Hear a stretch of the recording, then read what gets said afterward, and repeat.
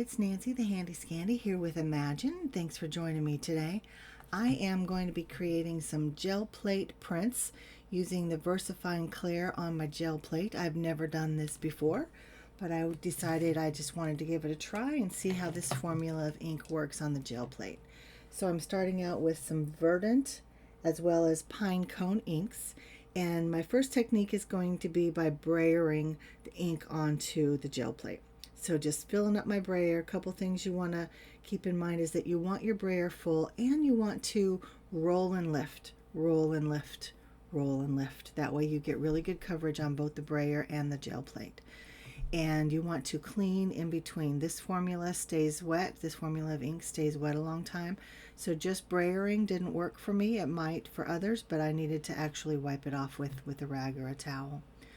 So here is my first one. I needed to brayer in between the colors to try to blend them a little bit, and you can see that that's a pretty harsh line.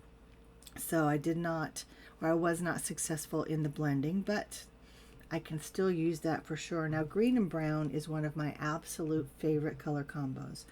To me, it's very springy, it's bright, it's earthy, it's organic, and it kind of reminds me of like the spring or the summer when there's been a rainfall, how the greens are greener and the browns are browner, and they just look so lovely together.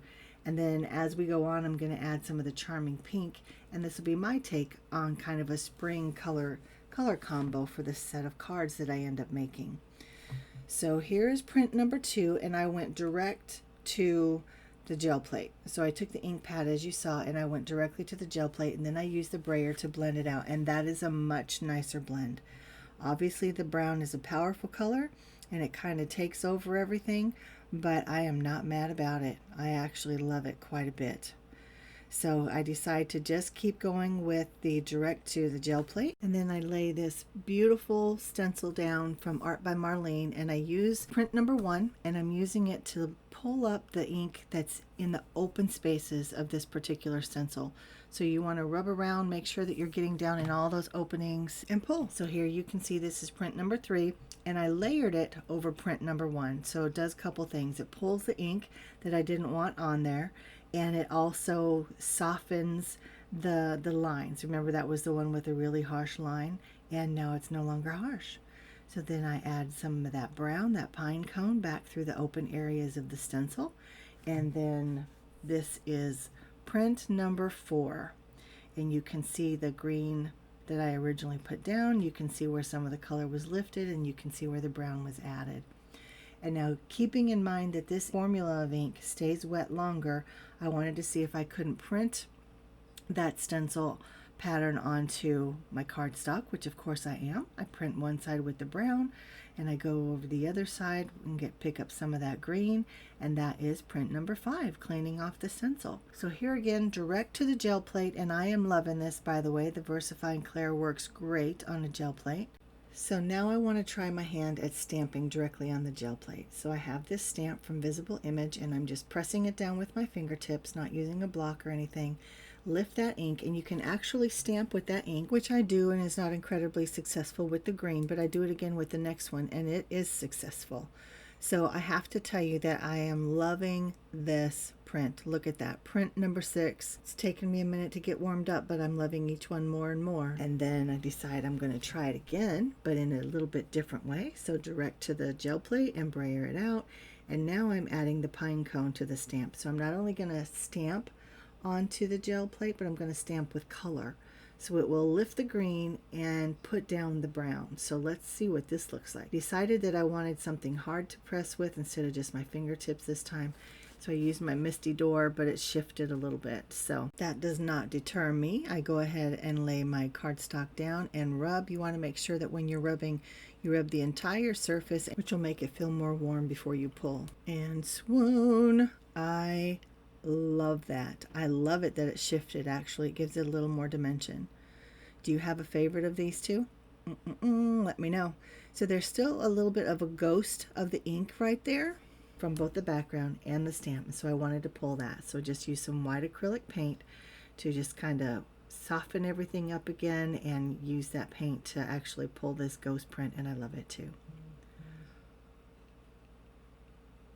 Yeah, that's really good too. I love how soft that is in the background.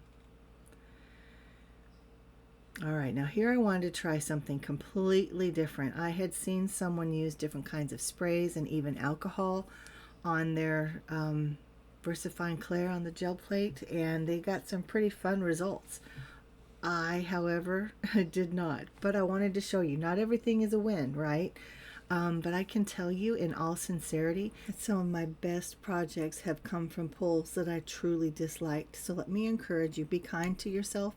Don't throw your things away, because you never know if you can use it as the base for an art journal page or some die cuts, or do more layers on it, anything like that. You're only one layer away from something that you're going to love. I just wanted to show you it's real life. Not everything works the way you want it or the way you think it's going to. And it's all experimentation, right? It's growth, it's discovery, it's playing, it's creativity. That's what it is. So these are my results in terms of the gel plate printing, and I'm very happy with the majority of them. Probably 99% of them I really love. Had a really good time. And I really love the VersaFine Clair ink on the gel plate. I think I came out with some really good results that are completely different from other mediums. I took 4 of these prints and I created a series of spring colored cards. They're all 5 by 7, and to each one of them I added some stamping and some splatter with the pink Shimmer Delicata refill to create the splatter. I also put some crackle paste through 2 different stencils, everything just kind of from my stash. I used some die cuts and sentiments as well, and I distressed the edges of each print panel with the ink pad just directly to the paper. I also used the daubers to add a little bit of dimension to some of those die cuts. And then of course I layered each panel up with some coordinating cardstock on 5 by 7 card bases. And those are my cards. I still have several prints to play with, and like I said, the VersaFine Clair works great on the gel plate, and I can't wait to try other mediums. So guys, I thank you for spending some time with me again today. This is Nancy, the Handy Scandy for Imagine Crafts, and until next time, I'm out.